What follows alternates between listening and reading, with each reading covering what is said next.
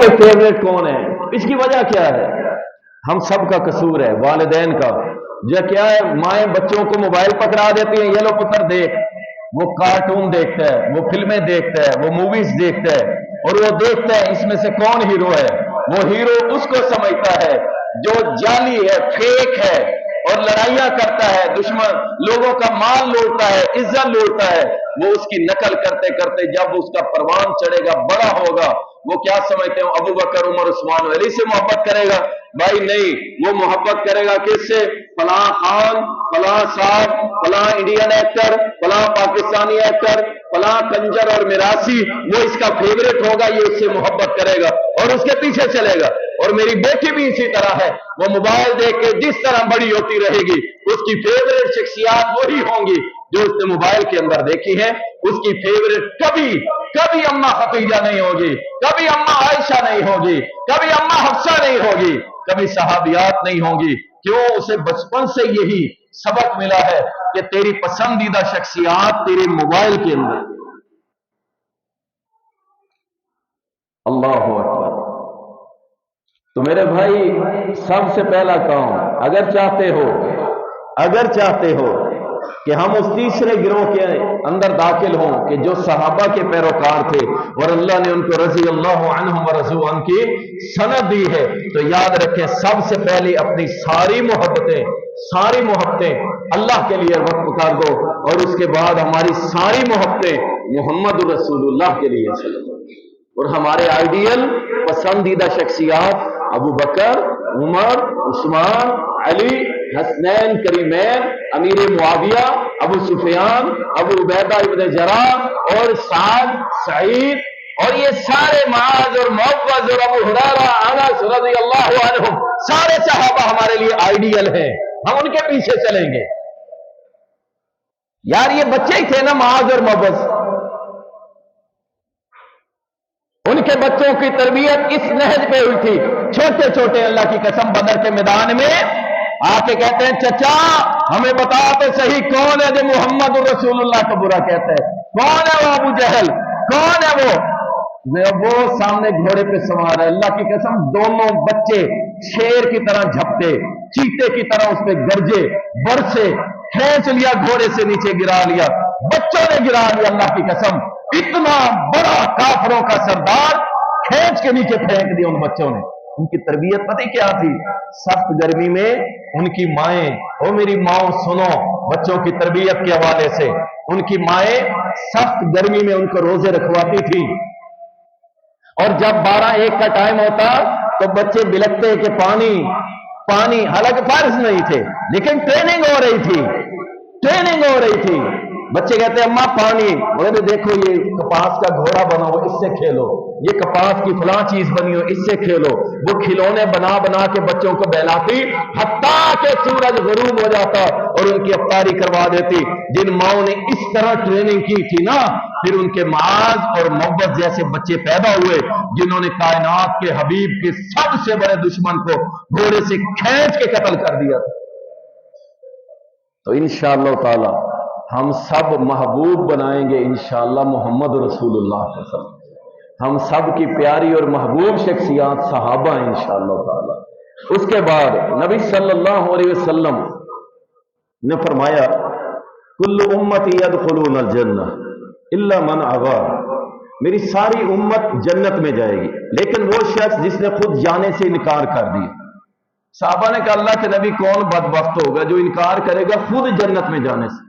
فرمایا من اطاعنی دخل الجنہ، جس نے میری اطاعت کی وہ جنت میں جائے گا، ومن عصانی فقد ابا، جس نے میری نافرمانی کی، میری سنت پہ نہ چلا، میرے طریقے پہ نہ چلا، اس نے گویا کہ اعلان کر دیا کہ وہ جنت میں نہیں جانا چاہتا۔ اور صحابہ اطاعت میں پورے اگر رضی اللہ عنہم ورضوا عنہ، اللہ سے راضی ہونے کی سند لینی ہے تو پھر صحابہ جیسی اطاعت بھی کرنی پڑے گی۔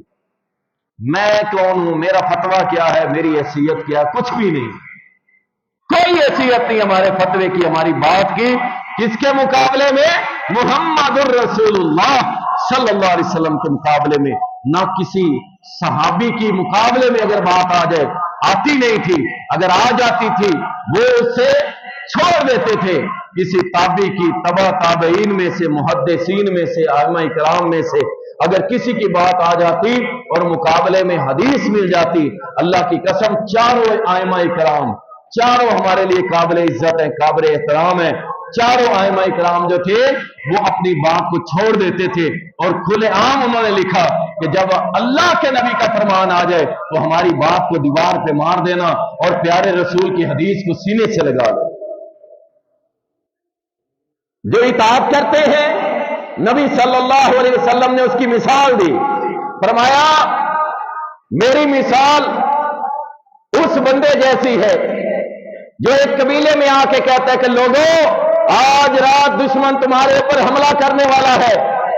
جو تو اس قبیلے سے نکل گئے بات مان کے وہ بچ گئے، اور جنہوں نے انکار کر دیا ان کا حال یہ ہوا کہ دشمن نے ان کے اوپر حملہ کیا اور ان کو تباہ و برباد کر دیا.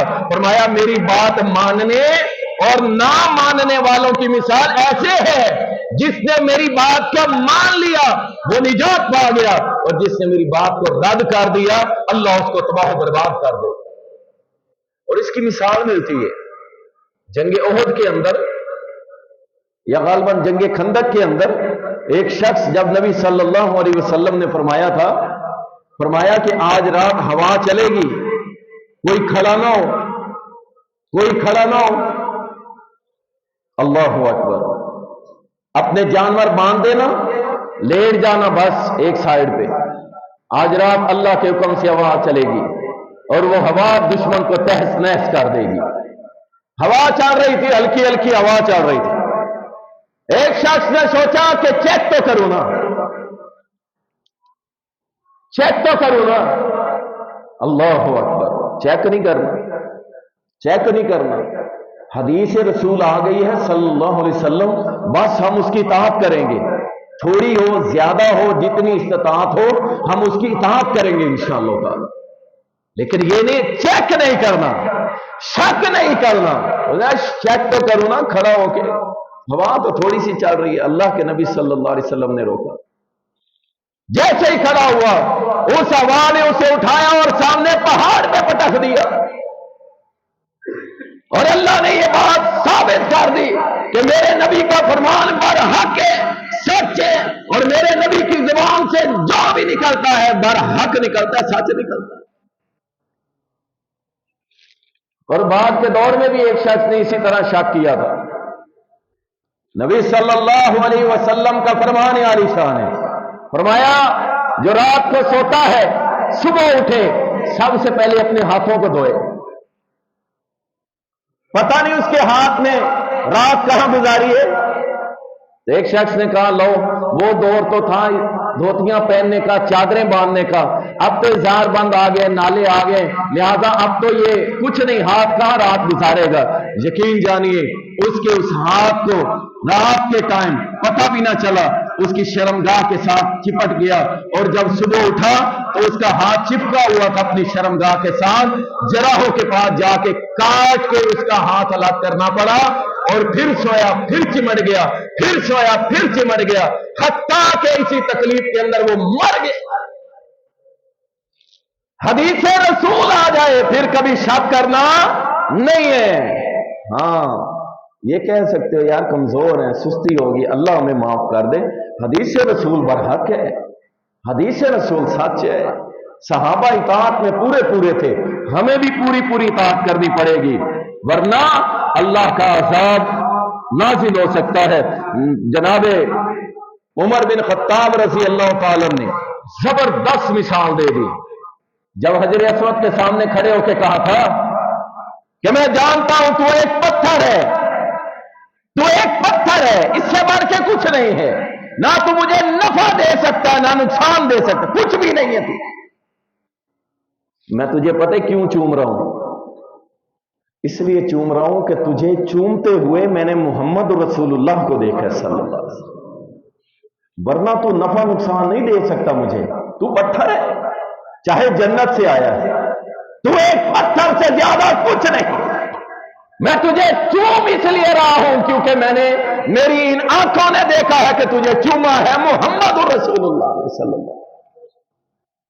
ہم کہتے ہیں اسی حدیث سے استدلال کرتے ہوئے اسی عمل عمر بن خطاب رضی اللہ تعالیٰ عنہ کی